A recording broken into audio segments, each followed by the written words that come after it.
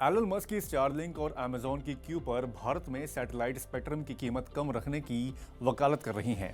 Jeff Bezos के स्वामित्व वाली सैटकॉम कंपनी क्यूपर का कहना है कि महंगे स्पेक्ट्रम से ग्लोबल सैटेलाइट इंटरनेट ऑपरेटर्स को शहरी उपभोक्ताओं पर ध्यान केंद्रित करने को मजबूर करेगा, जबकि इन कंपनियों का वास्तविक लक्ष्य दूर दराज के इलाकों में इंटरनेट कनेक्टिविटी अवेलेबल कराना है।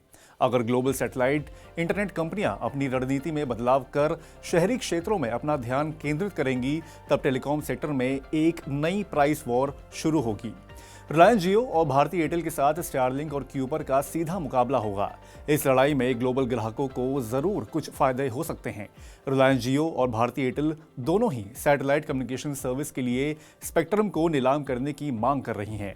इन कंपनियों की इस मांग का विरोध करते हुए स्टारलिंक ने कहा है कि सैटेलाइट सर्विस के लिए स्पेक्ट्रम एक शेयर्ड रिसोर्स है और इसे नीलाम नहीं किया जा सकता है। भारतीय टेलीकॉम कंपनियों को यह डर सता रहा है कि दूर दराज के इलाकों में इंटरनेट कनेक्टिविटी अवेलेबल कराने के नाम पर स्टारलिंक और क्यूपर सरकार से सस्ते स्पेक्ट्रम की मांग कर रही हैं, लेकिन इसका इस्तेमाल बाद में शहरी क्षेत्रों में भी किए जाने की आशंका से जियो और एयरटेल डरी हुई हैं। स्टारलिंक और क्यूपर का दावा है कि सस्ता स्पेक्ट्रम उन्हें रिमोट क्षेत्रों में सैटेलाइट के जरिए ब्रॉडबैंड सेवाएं देने में सक्षम बनाएगा, जहां टेलीकॉम इंफ्रास्ट्रक्चर स्थापित करना संभव नहीं है। जियो लग्जमबर्ग की एसईएस के साथ मिलकर और भारतीय एयरटेल वनवेब के जरिए भारत के उभरते सैटकॉम बाजार में प्रवेश करने की तैयारी कर रही है। इस सेक्टर के ग्रोथ की बहुत ज्यादा संभावनाएं हैं। वनवेब और जियो एसईएस जॉइंट वेंचर एकमात्र दो कंपनियां हैं जिन्हें वर्तमान में देश में सैटकॉम सेवाओं की पेशकश के लिए सभी मंजूरियां और परमिट हासिल हो चुके हैं। स्टारलिंक और अमेजॉन क्यूपर सहित अन्य सभी के आवेदन अभी सरकार के पास लंबित हैं। नेशनल स्पेस सेक्टर के रेगुलेटर इन स्पेस का अनुमान है कि भारत की अंतरिक्ष अर्थव्यवस्था का आकार 2033 तक 44 अरब डॉलर का हो जाएगा।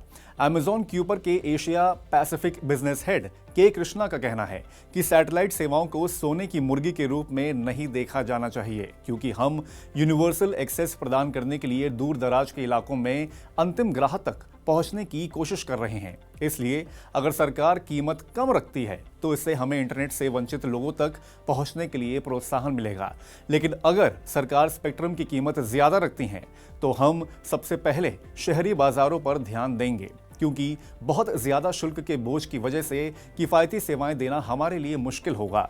दूरसंचार मंत्री ज्योतिरादित्य सिंधिया ये पहले ही स्पष्ट कर चुके हैं कि सैटेलाइट सर्विस के लिए स्पेक्ट्रम को नीलाम नहीं किया जाएगा। इसको एडमिनिस्ट्रेटिव तरीके से आवंटित किया जाएगा और इसके लिए फीस ट्राई तय करेगा। ट्राई अभी स्पेक्ट्रम मूल्य और अन्य तौर तरीकों पर सभी के साथ परामर्श कर रही है। स्टारलिंक के पास लो अर्थ ऑर्बिट में 7000 सैटेलाइट हैं जो 100 देशों को कवर करते हैं। स्टारलिंक दुनिया भर में करीब 40 लाख ग्राहकों को अपनी सेवाएं दे रही है। वहीं अमेजॉन क्यूपर को लॉन्च करने में 10 अरब डॉलर का निवेश कर रही है।